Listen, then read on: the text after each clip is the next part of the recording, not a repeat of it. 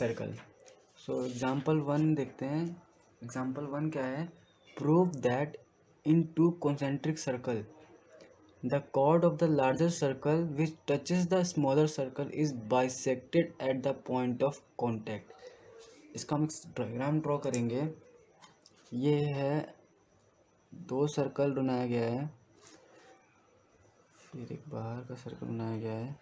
फिर बोला इसमें है कि prove that in two concentric circles the chord of the larger circle, जो chord है लार्जर सर्कल का, touches the smaller circle, touch कर रही है स्मॉलर सर्कल को, is bisected at the point of contact. तो मैंने पिछली वाली वीडियो में, अगर आपने मेरी पिछली वाली वीडियो नहीं देखी है तो मैं इस वीडियो का डिस्क्रिप्शन में मैं लिंक दे दूंगा, आप वहाँ पर जाकर देख लीजिएगा। उसमें बताया गया है कि जब कोई सर्कल पे एक लाइन टच होकर जाती है तो वो जो लाइन टच होती है उसे बोलते हैं पॉइंट ऑफ कॉन्टैक्ट, और उस पॉइंट से जब कोई लाइन रेडियस तक ड्रॉ होती है तो वो होती है मेरी परपेंडिकुलरली।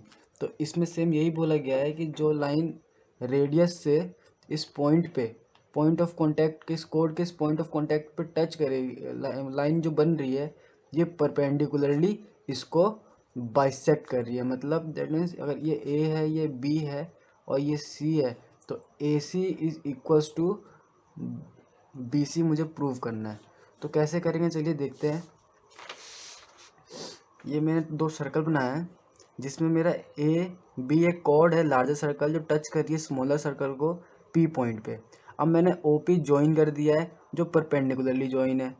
अब join O P then A B is tangent, A B tangent की तरह बिहेव करेगा, and O P is its radius. जो ओ पी मैंने ज्वाइन किया है वो एक तरह का देखा जाए तो सी टू सर्कल का रेडियस भी है। Therefore OP perpendicular to AP।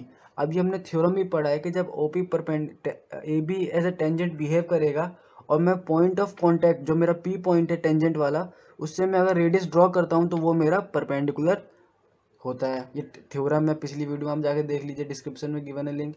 Now AB is a कोड, AB कोड and OP perpendicular to AB। जो OP है वो परपेंडिकुलर हो जाएगा AB के। Therefore OP is the bisector of the code and AB, and because it is perpendicular from the centre. इसका मतलब ये है कि हम कभी भी कोई भी सर्कल पे, जैसे मान लीजिए कि एक सर्कल है, ये मेरा कोड है, चाहे ये कहीं भी कोड ले लीजिए, मैंने ये लिया है, और एक सेंटर से अगर मान लीजिए इस कोड पे परपेंडिकुलरली कोई लाइन ड्रॉ होती है, पर ध्यान रखिएगा परपेंडिकुलर, तो ये हमेशा इस लाइन सेगमेंट को इक्वली डिवाइड कर दी। चाहे मैंने ये सर्कल ऐसे ले लिया कोड और इस कोड को मैंने फिर परपेंडिकुलर ऐसे ड्रॉ किया तो इसको और इसको इक्वली बाइसेक्ट कर देगी, या फिर मैंने एक और ऐसे ले लिया तो ये इसको इक्वली बाइसेक्ट कर देगी। तो ये है इसकी स्टेटमेंट पूरी, ये आपको देख लीजिए। अब चलते हैं एग्जाम्पल 2 के पास। एग्जाम्पल 2 है,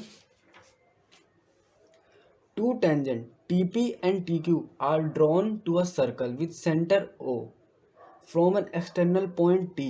Prove that angle PTQ is equals to double of angle OPQ। इसका डायग्राम गिवन है। इसका डायग्राम जो है, एक एक्सटर्नल पॉइंट है T और ये कॉर्ड मेरी जॉइन है, P पॉइंट है ये, और ये है Q पॉइंट, और ये रेडियस से जॉइन है O पॉइंट, ये सेंटर है। अब बोला क्या है कि मुझे ये angle PTO angle, angle PTQ double बताना है किसके? एंगल OPQ के, एंगल ऑफ OPQ। बुक में जो मेथड है वो भी सही सिंपल मेथड है, लेकिन इससे भी एक और सिंपल मेथड है जो मैं बताऊंगा। जैसे मान लीजिए पहले एंगल को, जो एंगल है इनको नंबर वाइज में करें। जैसे मान लीजिए मैंने इसको बता दिया ये एंगल 1 है, ये एंगल 2 है, ये एंगल 3 है, ये एंगल 4 है। अब इसको हम करेंगे कैसे, देखिए ये मेरा एंगल 1 हो गया, ये एंगल 2 हो गया, एंगल 3 हो गया, ये एंगल 4 हो गया। अब गिवन क्या क्या है? TP TQ are the tangent, TP TQ tangent है, ठीक है। हमें प्रूफ करना है angle PTQ is double of angle OPQ, यही प्रूफ भी करना है। तो सॉल्यूशन कैसे होगा? TP and TQ are tangent, TP TQ, TP और TQ टेंजेंट है, तो TP is equals to TQ because tangent from the external point have the equal length. जब भी हम एक्सटर्नल पॉइंट से कोई टेंजेंट ड्रॉ करते हैं तो उनकी लेंथ इक्वल होती है। ये थ्योरम है, वीडियो 1 पे जाके देखिए, डिस्क्रिप्शन में गिवन है उसकी लिंक, इसको डाउट क्लियर हो जाएगा। उसके बाद है एंगल TPO। ये जो एंगल है TPO ये 90 डिग्री है। ये 90 डिग्री कैसे होगा? इसकी एक्सरसाइज 10.1 में थ्योरम है इंट्रोडक्शन में कि जब भी हम टेंजेंट से जब भी हम टेंजेंट से रेडियस ड्रॉ करते हैं तो वो रेडियस हमारा टेंजेंट पे परपेंडिकुलर होता है। तो tangent at the point of circle is perpendicular to the radius. तो इस अगर ये हमारा एंगल 90 डिग्री है, ये पूरा एंगल TPO, तो इस एंगल को मैं तोड़ के लिख सकता हूँ angle 1 plus angle 2 equals to 90। देखिए angle 1 plus angle 2 equals to 90, ये लिखा है इक्वेशन 1, हमने इसको मान लिया। इसके बाद क्या होगा, इन ट्राइंगल TPQ में क्या करेंगे, angle sum property of a triangle लगा देंगे। Angle 2 plus angle 3 plus angle 4 is equals to 180, angle sum property. अब हमारे पास ये गिवन था ऊपर ही कि TP मेरा TQ के इक्वल है। क्यों? क्योंकि टेंजेंट की length from the external points have the equal length. तो TP मेरा इक्वल्स टू TQ हो गया। अब TP मेरा TQ के इक्वल हो गया तो इसके अपोजिट एंगल भी आपस में इक्वल होंगे। जैसे ये मेरा इसके इक्वल है तो इसका अपोजिट एंगल ये हुआ और इसका अपोजिट एंगल ये हुआ, तो ये आपस में भी इक्वल रहेंगे। अब ये आपस में इक्वल रहेंगे, क्या रहेंगे, opposite angle of the equal sides are equal. तो एंगल 2 मेरा एंगल 4 के इक्वल हो गया। तो मैं इसी इक्वेशन में फिर पुट करूँगा एंगल 2 प्लस एंगल 3। इस बार मैं एंगल 4 को एंगल 2 ले लूँगा क्योंकि एंगल 4 मेरा एंगल 2 के इक्वल है। अब आपके दिमाग में डाउट आ रहा होगा कि मैंने एंगल 2 को क्यों एंगल 4 क्यों नहीं लिया? क्योंकि मुझे एंगल 4 का कोई यूज़ नहीं, यहाँ पे एंगल 2 का यूज़ होगा, क्योंकि एंगल 2 के रिस्पेक्ट में मेरा यहाँ पे देखिए एंगल 2 है, तो इसका यूज़ होगा, एंगल 4 का यूज़ नहीं होगा। अब मैंने ये एंगल 2 है तो डबल ऑफ एंगल 2 हो जाएगा plus angle 3 is equals to 180 degree. ठीक, अब इसके बाद है एंगल 3 इधर चल जाएगा तो क्या होता है, double of angle 2 is equals to 180 degree minus angle 3। यहाँ देखिए ये हो जाएगा। अब एंगल 2 की वैल्यू क्या आएगी, जब ये डबल है तो ये नीचे जाएगा डिवाइड में, तो 180 को डिवाइड करेगा तो 90 हो जाएगा और एंगल 3 को डिवाइड करेगा तो एंगल 3/2 हो जाएगा। Putting this value in equation 1, equation 1 क्या था, इक्वेशन 1 है ये। अब इस इक्वेशन में एंगल 2 की वैल्यू क्या डलेगी, 90 माइनस एंगल 3/2। अगर इसे मैंने डाला तो क्या हो जाएगा, angle 1 plus angle 90 minus half of angle 3 equals to 90। 90 से 90 कट जाएगा, फिर एंगल 1 की वैल्यू क्या आएगी, minus half of angle 3 equals to के left hand side right hand side चल जाएगा, तो angle 1 equals to half of angle 3 हो जाएगा। फिर डबल इधर आ जाएगा तो double of angle I is equals to angle 3। और देखा जाए तो एंगल 1 क्या है, एंगल 1 मेरा है OPQ और एंगल 3 है PTQ। एंगल 3 यही है PTQ। अब मुझे देखा जाए तो यही मुझे प्रूफ करना था। ठीक है, नेक्स्ट क्वेश्चन पे बढ़ते हैं। नेक्स्ट क्वेश्चन है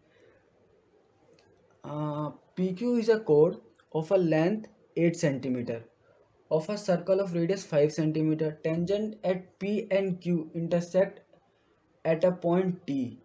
फिगर दे रखा है, फाइंड द लेंथ TP।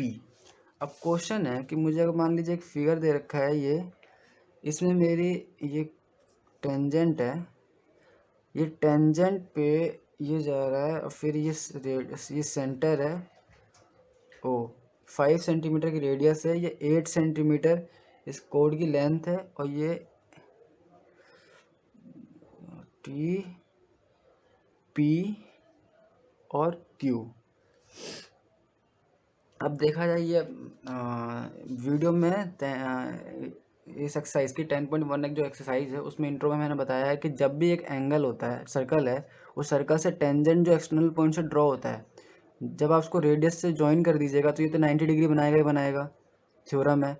और जब इस अपोजिट एंगल को मैं जोड़ूंगा तो ये इस एंगल को ना इक्वली, जैसे मान लीजिए ये 60 डिग्री होगा तो ये जो लाइन जुड़ेगी आपस में ये इसको इक्वली बाइसेक्ट कर देगा, ये भी 30 हो जाएगा और ये भी 30 हो जाएगा।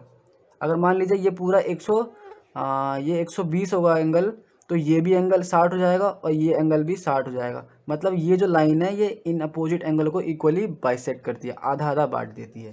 तो ये जो क्वेश्चन है, इस क्वेश्चन में क्या दिया था कि ये 8 सेंटीमीटर है, 5 सेंटीमीटर है। अब मुझे इसकी लेंथ बतानी है इसकी। अब मैंने मान लिया कि इसकी लेंथ समथिंग x होगी, इसकी लेंथ y होगी। लेकिन एक बात है, जब ये जो लाइन ड्रॉ हुई है, ये लाइन क्या कर रही है, इसको इक्वली बाइसेक्ट कर रही है। 8 सेंटीमीटर था तो ये भी 4 हो जाएगा, ये भी 4 हो जाएगा। जब ये 5 है तो ये 4 है, तो पाइथागोरस थ्योरम लगा के मैं ये साइड निकाल लूँगा 3 सेंटीमीटर। फर्दर मैंने सॉल्व कर रखा, आगे दिखाऊंगा, लेकिन पहले इसको डिस्कस करते हैं डायग्राम को। फिर ये 3 सेंटीमीटर आ जाएगा। अब 3 सेंटीमीटर के बाद मैंने क्या करूँगा, ये ट्राइंगल टी पी ओ लूँगा, क्योंकि 90 डिग्री यहाँ बन रहा है राइट एंगल ट्राइंगल। फिर एक ट्राइंगल ये लूँगा जो यहाँ पे भी 90 डिग्री बन रहा है। तो इनको सॉल्व करूँगा। अब देखते हैं कैसे सॉल्व किया गया है।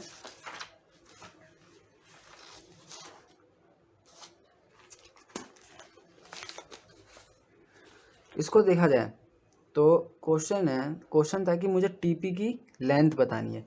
तो मैंने in right triangle P R O में पाइथागोरस थ्योरम लगाया। P O square equals to P R square plus R O square, Pythagoras theorem लगाया। तो पी ओ की वैल्यू क्या थी 25, पी आर की वैल्यू क्या थी 4 इक्वली डिवाइड हो गया था इस यहाँ टी ओ की लाइन से बाइसेक्ट किया था। तो 4 का स्क्वायर 16, और आर ओ की वैल्यू निकालनी थी। तो आर ओ की वैल्यू वैसे देखा जाए, जब एक चीज़ याद रखिएगा, जब भी हम जैसे मान लीजिए आर ओ स्क्वायर है और ये 9 है, तो स्क्वायर हट जाता है, ये रूट हट जाता है। और जब भी हम रूट से बाहर निकालते हैं किसी नंबर को, तो उस पर प्लस माइनस का 3 आता है। लेकिन यहाँ तो कोई यूज़ नहीं है, लेकिन ये ध्यान रखिएगा कि प्लस और माइनस का, जब भी हम रूट से नंबर आते हैं तो उसको हम प्लस और माइनस में लेते हैं। फिर इसके बाद हमें आर ओ की वैल्यू 3 आ गई थी। फिर we assume that T P equals to x, T P की लेंथ हमने एक्स माना, और टी आर यहाँ से लेके यहाँ तक की लेंथ, क्योंकि हमने आर ओ की लेंथ 3 निकाल लिया है इसके ऊपर। अब टी से लेके आर तक की लेंथ को हम वाई मानेंगे, यहाँ से लेके यहाँ तक की लेंथ को वाई मानेंगे। So in right angle triangle T P O ये एंगल 90 डिग्री है।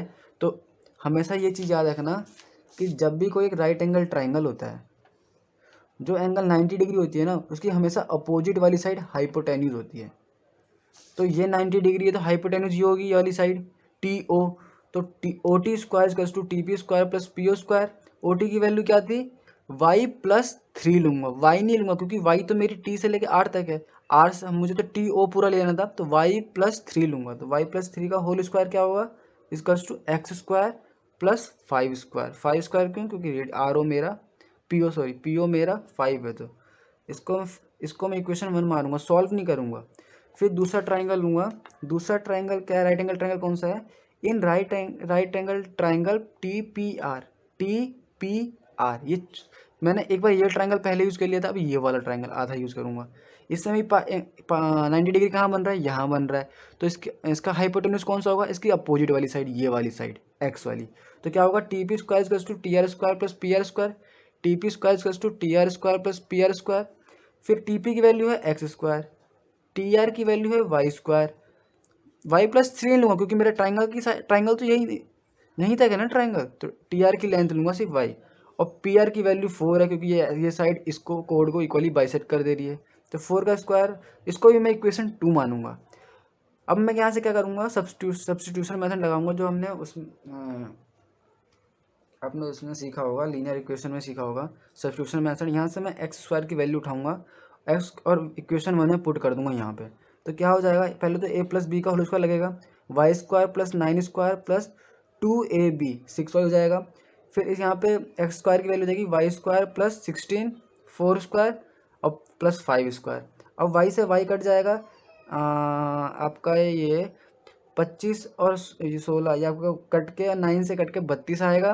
और फिर 6y इक्वल्स टू 32 आएगा, तो y की वैल्यू आपकी ऑटोमेटिक 32/6, जिसे हम काटेंगे तो 16/3, 2 16 जब 32 और 2 3 6, आपका 16/3 आएगा। अब y की वैल्यू हम या तो आप इसमें डाल के x की वैल्यू निकाल लीजिए, या फिर इसमें डाल के x की वैल्यू निकाल लीजिए, किसी में भी निकाल दीजिए, आंसर आपका सेम आएगा।